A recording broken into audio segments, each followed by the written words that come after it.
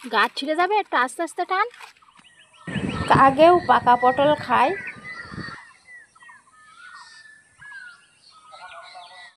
পটলগুলো ধুয়ে কাটা হয়ে গেছে, এগুলো শুকনো রান্না হচ্ছে, পটল ভাজা হয়ে গেছে। এখন যাচ্ছি পটল খেতে, পাকা পটল তুলবো। তাই আজকের পাকা পটলের চোখা রান্না করব, তাই পটল খেতে যাচ্ছি, পটল তুলতে। মেয়েকেও ডেকে নিয়েছি, একা একা তোলা যাবে না বলে।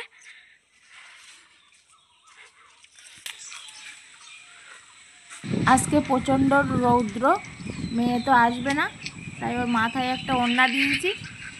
তারপরে এসেছে, এই সামনে একটা প্রজাপতি উড়ে বেড়াচ্ছে। মেয়ে বলছে মা এইটার ভিডিও করো। এই যে আপনাদের দেখাচ্ছি, এই যে কালো রঙের প্রজাপতি কি সুন্দর উড়ে উড়ে বেড়াচ্ছে। চলে এসেছি পটল খেতে, এই পটল তুলবো।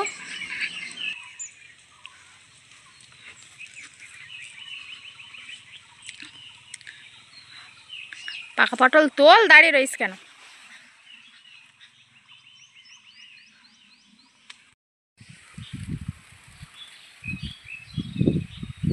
আস্তে আস্তে তুলবি, নালি ওই ঘেঁচে গেলে আর হবে না।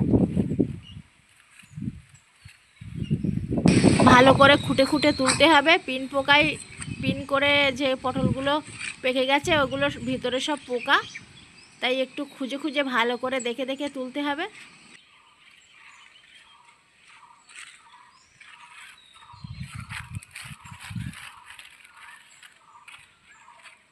একটা ওই যে ওইটা না, সেই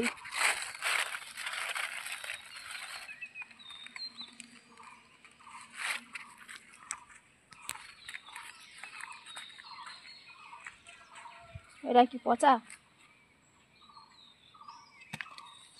একটা পাখিতে খেয়ে ফেলে।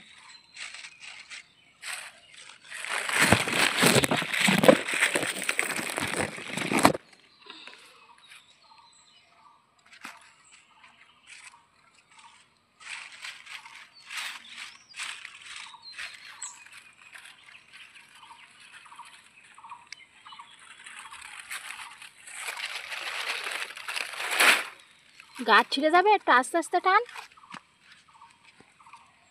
ফাঁদ খুলে দেখি কতটা পোকা পড়েছে। চ,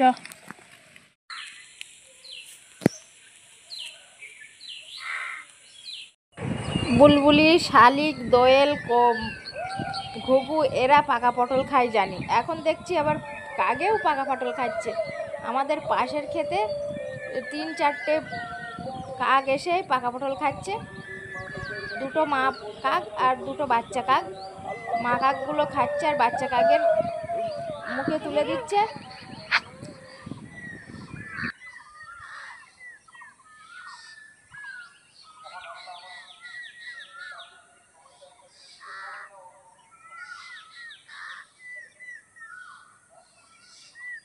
সময় একটা পালং শাক হয়েছে, বাইরে যাবে, রান্না করবে। চলো এবার বাড়ি। এই যে আমাদের লাল শাক ক্ষেত, বাজারে দিয়ে দেওয়া হয়েছিল, এই বড় বড় হয়ে গেছে বলে আর এইগুলো নিয়ে যাইনি। বড় শাক নিতে চায় না, আর এর ভিতরে বিশাল ঘাস হয়েছে। এই ঘাসগুলো ছাগলের কেটে কেটে খাওয়ানো হচ্ছে, আর এর ভিতরে আরও ঘাস আবার বুনে দিয়েছে। চলুন, পটল তোলা হয়ে গেছে, তাহলে বাড়ির দিকে যাওয়া যাক।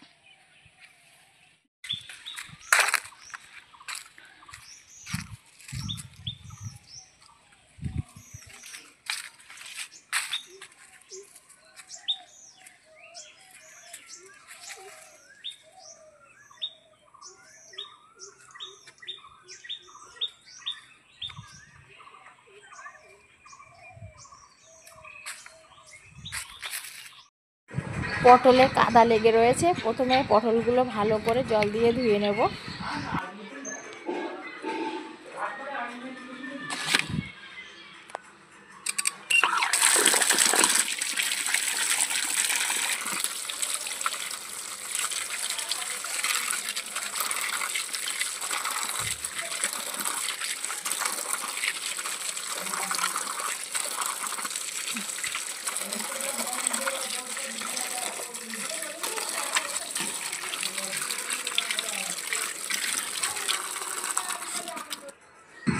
ভালো করে হাত দিয়ে ডলে ডলে ধুয়ে নিয়েছি।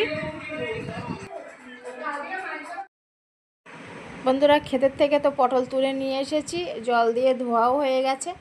এবারে এই কেটে নেওয়া হয়েছে, কেটে নিয়ে ভালো করে দেখে নিয়েছি এর ভিতরে পোকা টোকা আছে কি। তা যেগুলো ভালো সেগুলো নিয়েছি, আর যেগুলো খারাপ সেগুলো ফেলে দিয়েছি। এই পিন পোকার ফাঁদ টাঙানো তো আপনাদের দেখিয়েছি আগে। ওই পোকাগুলো এই পটলের উপরে বসে, আর ওই পটলগুলো এই তাড়াতাড়ি নষ্ট হয়ে যায়, পেকে যায়, মনে হয় যেন পটল এমনি পেকে গিয়েছে, কিন্তু না, ওই পিনের জন্য ওই পটলটা পেকে যায়। তাই ওই কেটে নেওয়া হয়েছে, কেটে নিয়ে ভালো করে দেখে তারপরে আমি এই চামচ দিয়ে কুড়ে নিচ্ছি। আর দানাগুলো উপর দিয়ে, দানাগুলো আমার ছেলে খুব একটা খেতে পছন্দ করে না, তাই দানাগুলো ফেলে দিচ্ছি, শুধু শাঁসটা নেব। আর মাঝে সাঝে একটা দুটো পটলের দানা নিচ্ছি, আর মেয়ে আবার একটু দানা খায়। এই পটলের চোখা খেতে কিন্তু খুব ভালো লাগে ভাজলে। আমরা অনেক রকম করেই পটল ভাজা করে খাই, কিন্তু এই চোখাটা বেশি ভালো লাগে। আপনারাও এরমভাবে ভেজে খেয়ে দেখবেন, আর ভালো লাগলে কমেন্ট করে জানাবেন। ভিডিওটা যদি ভালো লাগে লাইক করবেন, শেয়ার করবেন, আর সাবস্ক্রাইব করতে ভুলবেন না।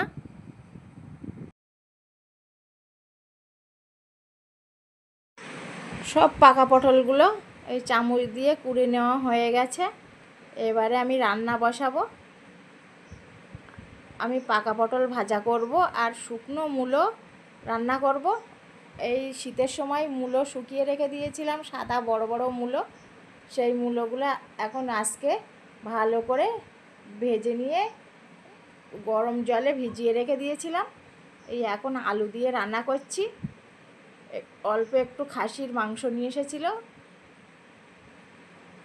এই মাংস দিয়ে আমি এই মূলো শুকনোটা রান্না করছি। খুব ভালো লাগে খাসির মাংস দিয়ে মূলো শুকনো রান্না খেতে। আমার প্রায় হয়ে গেছে মূলো শুকনো রান্না। তরকারিতে ঝোল দেওয়া হয়ে গেছে, এবারে নামিয়ে নেব। এবার নামিয়ে নিয়ে এই কড়াইতেই আমি পাকা পটলটা দিয়ে একটু রস বেড়ে নেব। তারপরে পেঁয়াজ আর কাঁচা লঙ্কা দিয়ে এই পটলটা তেল দিয়ে ভাজা করব। এই যে এখন ওই পাকা পটলের রসটা ভালো করে খুন্তি দিয়ে নেড়ে নেড়ে আমি রসটা মেরে নেব, না হলে তলায় লেগে যাবে। আমার তো এটা জোড়া উনুন, এক উনুনে ভাত হচ্ছে আর এক উনুনে আমি ওই তরকারিগুলো করে নিচ্ছি একটা একটা করে। এই পটলের রসটা ভালোই মরে এসেছে, এবারে একটু পরেই নামিয়ে নেব। এই নেড়ে নেড়ে একদম আমি শুকনো করে নিয়েছি, একটু রস নেই। এবারে চাটুতি দিয়ে একটু ভাজা করে নেব, খুব সুন্দর লাগবে খেতে।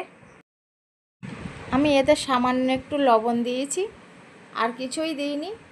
এরপরে ভাজার সময় দেওয়া হবে। এই যে রস মরে পুরো কালারটা অন্যরকম হয়ে গেছে, একটু গাঢ় রং হয়ে গেছে। এবারে নামিয়ে নেব। এই যে চাটু বসিয়ে এতে পেঁয়াজ আর লঙ্কা দিয়ে এই যে ভেজে তেল দিয়ে ভাজা করে নিয়েছি। প্রায় ভাজা হয়ে গেছে, আর একটুখানি হলেই হয়ে যাবে।